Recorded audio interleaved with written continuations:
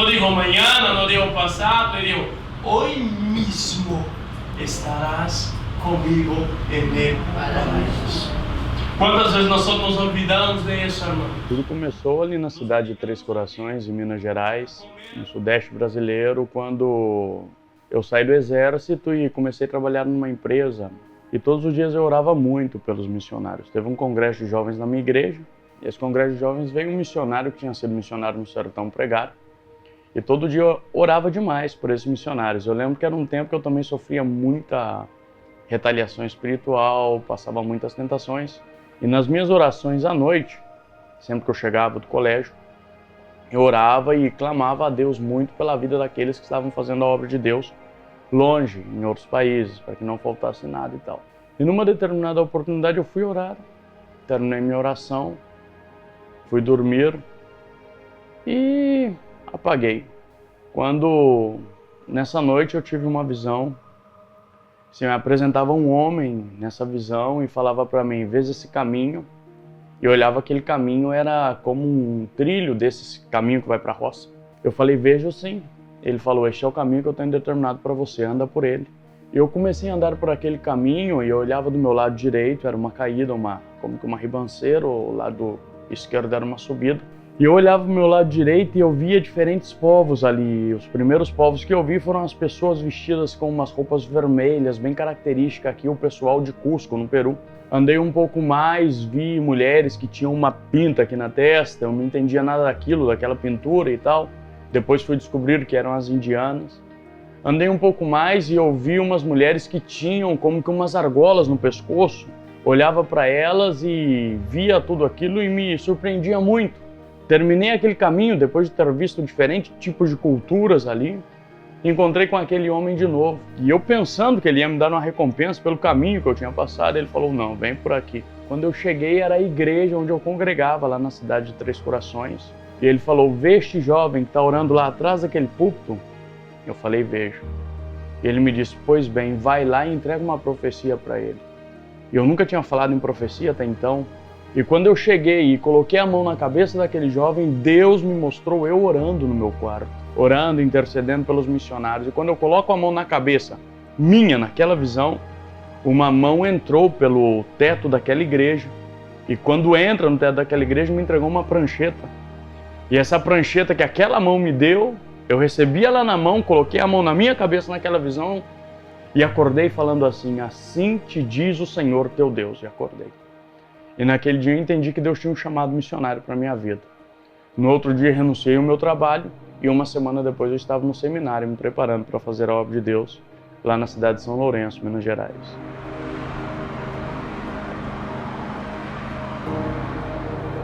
Eu na realidade é ao Chile, mas o homem faz muitos planos e quem define tudo é Deus. Temos muitos desejos, mas quem faz tudo, quem ordena tudo é o Senhor. E um amigo me falou, Elias, por que você não vem ao Peru? Eu tinha um amigo que estava ali na cidade de Piura, que fica a 3 horas daqui. E isso foi há 14 anos atrás. 14 anos, no ano de 2004, quase 15 anos, que nós demos esses primeiros passos nessa viagem para poder chegar aqui ao Peru. Quando eu vim, não tinha promessa financeira, não tinha praticamente uma igreja que me apoiasse. Eu vim porque Deus falou que eu tinha que vir e vim confiando no Senhor, que Ele ia me abrir as portas. Eu não queria nada mais que um quarto e comida para fazer a obra de Deus. Se eu tivesse um lugar para dormir, eu estaria feliz. E se eu tivesse uma comida para comer, eu estaria feliz. E graças a Deus, chegando aqui, Deus providenciou isso. Ainda que na vida do missionário, às vezes Deus faz a gente passar algumas provas também para Ele se mostrar grande. Foi uma experiência muito gratificante, porque com uma semana no campo, Deus já começou a mostrar, meu filho, eu estou na tua vida, você vai ver as portas que eu vou te abrir, você vai ver as coisas que eu vou fazer em favor da tua vida aqui pela pregação do meu evangelho.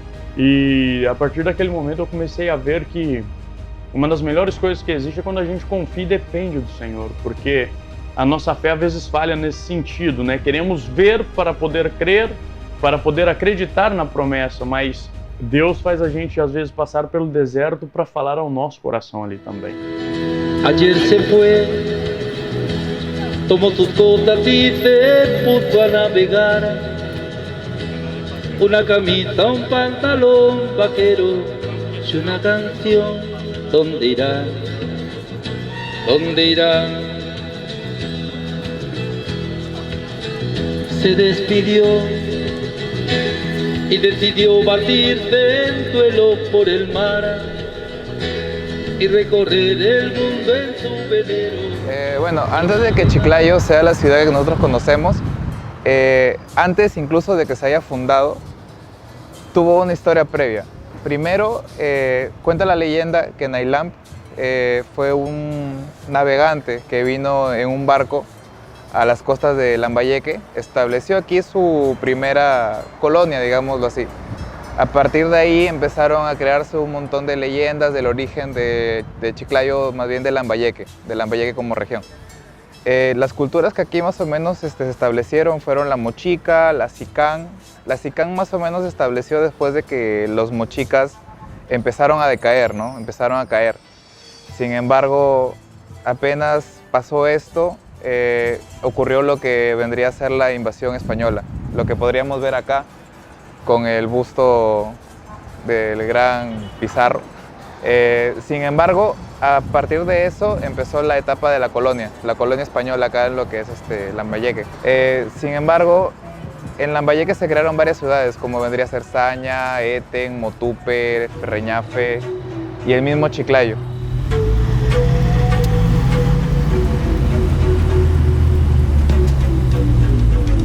Sentimos um chamado de parte de Deus de vir à cidade de Chiclayo, uma cidade que fica a 3 horas de Piura e a 700 quilômetros, 750 aproximadamente quilômetros de Lima, que é a capital do Peru. É a 5ª maior cidade do país, uma cidade bastante linda e rica culturalmente. Porém, espiritualmente é uma cidade onde nós vemos muita opressão espiritual. Uma vez me disseram, quando eu cheguei aqui, que os xamãs ou bruxos se reúnem todas as sextas-feiras e vão em diferentes lugares para poder fazer os seus feitiços em contra das igrejas, em contra dos pastores. Existe uma opressão espiritual muito grande nessa cidade. En este momento nos encontramos en el Paseo Yortuque, que se ubica en la avenida Chinchaysuyo, en la intersección entre la ciudad de La Victoria y en la ciudad de Chiclayo. Aquí, en este paseo, podemos ver dioses antiguos de la mitología mochica, sicán, animales mitológicos también, como puede ser el pez rinchín, que se encuentra más adelante, el sapo gigante, la bestia de Spondylus, dioses como el dios del sol, Ayapaek, que es el dios de la muerte, leyendas como la de la creación de la cultura sicán, de Naylamp, y también cómo vestían las personas de esa época. Es un paseo más o menos de 1,5 km de largo, es praticamente um museu ao aire livre. Essa cidade é uma cidade que, com toda a riqueza cultural que ela tem, porque de fato tem uma riqueza cultural tremenda, desde tempos antigos, civilizações antigas, culturas antigas, como o caso dos mochicas. Aqui, por exemplo, está situado o Museu Senhor de Cipã, que é um dos museus mais ricos em história antiga do mundo, né? Comparado às vezes ao Museu de Tutankhamon, por exemplo, no Egito, devido à riqueza encontrada em dito museu. E é uma cidade com toda uma história antiga, e essa história antiga que tem também, desde tempos passados, existe essa cultura xamânica, que é a cultura dos bruxos, a cultura da feitiçaria na cidade. Se você vai, por exemplo, no Mercado Central de Chiclayo, no Mercado Modelo, o Mercado Modelo existe uma área que é exclusivamente dedicada à bruxaria, onde você vai encontrar ali crânio, vai encontrar animais mortos, vivos, dissecados, vai encontrar ali todo tipo de material, todo tipo de coisas que as pessoas precisam para fazer os seus trabalhos de feitiçaria.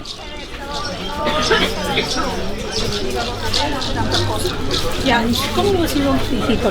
No, esto viene de generación en generación de mis abuelos, de mis otros abuelos han sido curanderos, de chamán a chamán. El curanderismo todos van creciendo. Mi padre es chamán, mi abuelo también curandero, yo también curandero. Uno de mis hijos también tiene que ser guiado por el curanderismo, pues van así saliendo de generación en generación.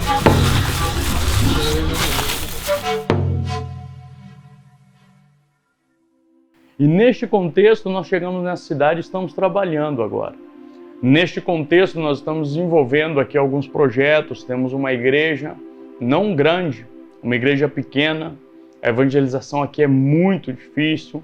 Existe uma atadura espiritual muito grande nessa região, tanto que é o departamento menos evangelizado do Peru e o que menos porcentagem de evangélicos tem, menos porcentagem de cristãos protestantes, né? Com todo o seu tamanho, com toda essa quantidade de gente, é o departamento onde menos cristãos você vai encontrar por aí. Existe uma cidade, por exemplo, aqui chamada Ferrinhaque, que é chamada a terra da dupla fé, da fé dupla, onde as pessoas se convertiam ao catolicismo em tempos antigos, porém continuavam com as práticas de feitiçaria, as práticas xamânicas dos seus antepassados. E até hoje essa cidade é conhecida por isso se diz Ferrinhaque, ou seja, fé, fé, doble fé. Até no nome dessa cidade está aí a doble fé dela, a fé dupla.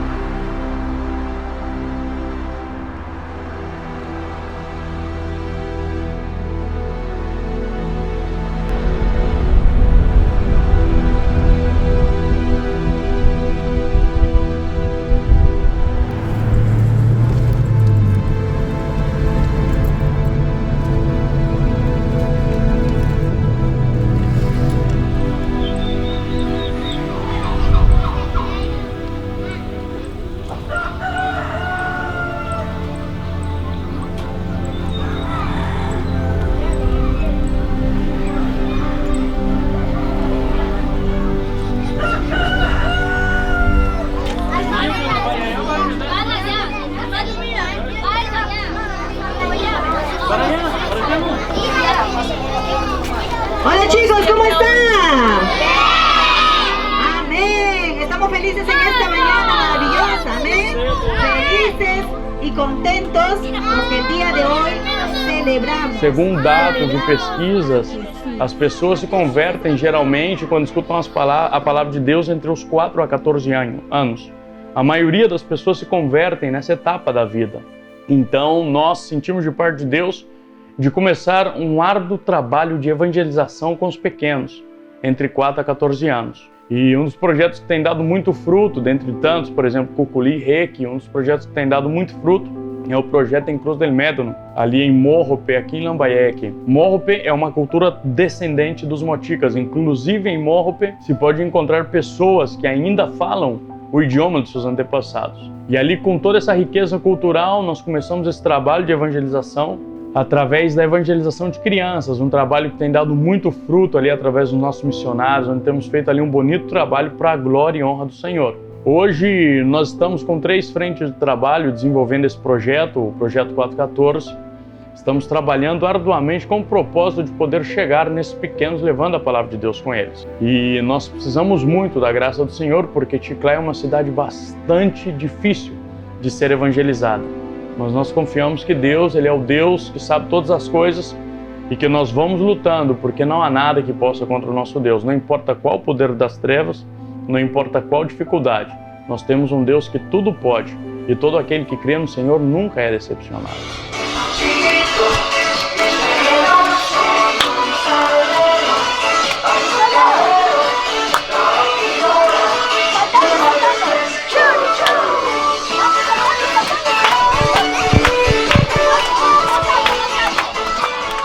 O que eu tento ensinar aqui, e graças a Deus eu estou conseguindo ensinar para ela, é compartilhar. Os poucos lápis que a gente tem, eu sempre falo, vamos compartilhar. Porque Jesus ensina para a gente compartilhar o pão. Então, para a gente aqui, compartilhar os lápis é a mesma coisa o que Jesus tem falado para a gente, é compartilhar. Muitos aqui, eu vejo assim, muitos chegam para mim depois e falam para mim assim, irmão ou até missioneiro, eu não tenho cueca para vestir. Não tem como, irmão, me arrumar uma cueca tua para me vestir. E como eu, que sou grande já para essas crianças pequenas aqui, como que eu vou doar a minha cueca que já está usada e grande para uma criança pequena?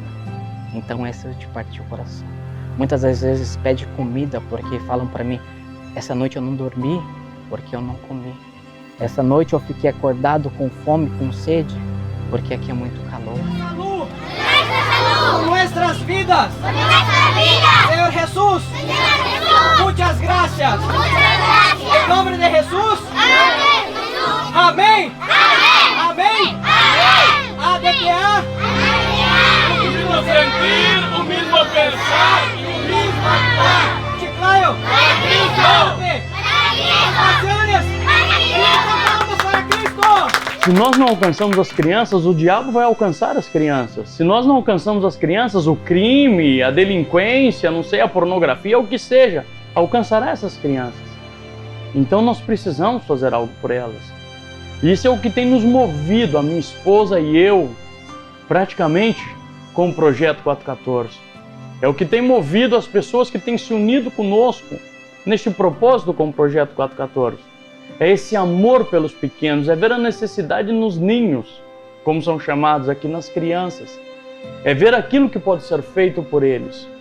E que eles possam entender, nessa pequena idade que tem, 4, 14 anos, que eles possam entender que Deus é aquele que pode fazer tudo por eles, que pode ser a salvação para a vida deles, a solução para os problemas deles.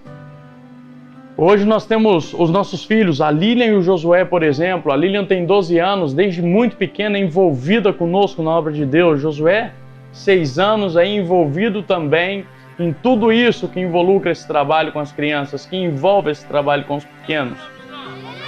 O que nós queremos é sembrar também, semear também no coração dos nossos filhos este amor pelos pequenos. Semear no coração dos nossos filhos este amor pela obra missionária. E quando eles cresçam, eles possam seguir os passos dos pais deles, possam ter como exemplo nós como pais e tudo aquilo que nós queremos fazer por aqueles que mais precisam de fato, que são as crianças. E que eles possam seguir esses passos, dedicando a vida deles. Quando Deus permitir, se assim me dá saúde, se o Senhor não volta até lá e nos permite estar vivo, eu quero poder olhar para os meus filhos e ver eles dedicando esse mesmo tempo, dedicando a vida deles em favor dos pequeninos. E também poder olhar aqueles pequeninos que nós cuidamos agora, que ensinamos a palavra agora, que instruímos agora, de repente no futuro, eles instruindo a outros pequenos também na faixa etária que eles têm agora. Quando nós de repente chegarmos aí, eu vou olhar para minha esposa e vou dizer, Deise, agora sim, missão cumprida. Agora sim nós sabemos que nós fizemos um trabalho que tem dado fruto. Aí sim nós vamos poder ter essa satisfação. Mas até lá temos um largo trabalho pela frente ainda, e enquanto tivermos saúde, nós vamos continuar dedicando a nossa vida, o nosso tempo, os nossos conhecimentos, tudo que nós fizermos em favor destes pequenos, que são o nosso principal foco agora na obra missionária.